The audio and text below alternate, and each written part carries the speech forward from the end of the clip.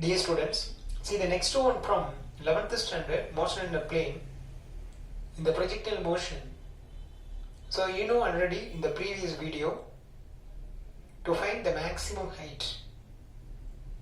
So now this video we are going to see the how much time taken to reach the maximum height.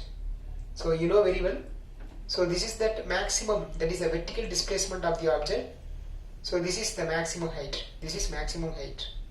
So now the particle or that object is flying from this O point to that A point. So it will take some time. So that time only we are going to calculate. So that is the time. So this time only we are going to calculate. Okay. So how long it takes to reach the maximum height? That is the time taken to reach the maximum height. Shall we calculate? Yes. So initially, by using that equations of motion, it is possible to find. So what are the factors we know first of all? So we know generally that velocity concept is there. You know that the initial velocity with the vertical component, then final velocity is the 0. Okay, so anyhow, initial velocity you know, vertical velocity you know, time factor asking. So we know there is a relationship between the velocity and time, you know, from equations of motion. So let's take from equations of motion. So in the equations of motion, velocity and time relation, that general formula you know, that is V is equal to U plus AT. But you know very well, now this object is moving upward direction actually. Anyhow, it is upward direction only, not horizontal. So we can say, so if the object generally it is moving that upward direction, so we can consider as acceleration is equal to minus g. Okay, so this equation becomes, we can write as, that is a V is equal to U minus gt. Okay, so now this t only we consider as, that is t. So here t is nothing but, small t is nothing but, what is that?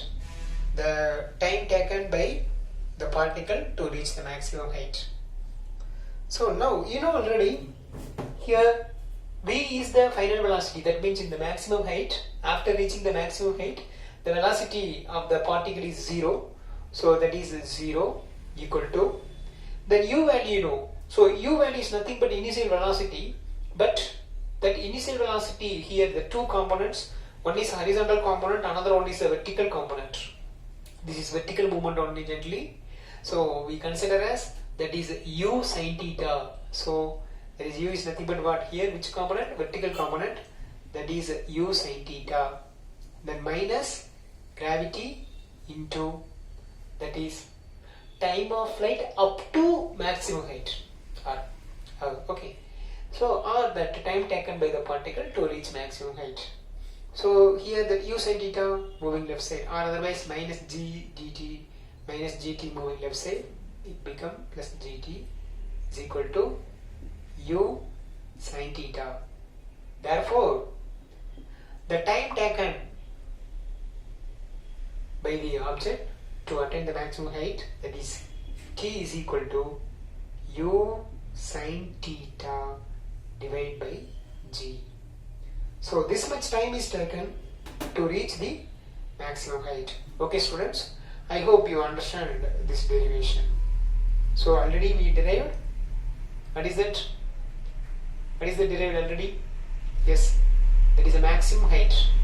So h max is equal to U square sin square theta divided by 2g.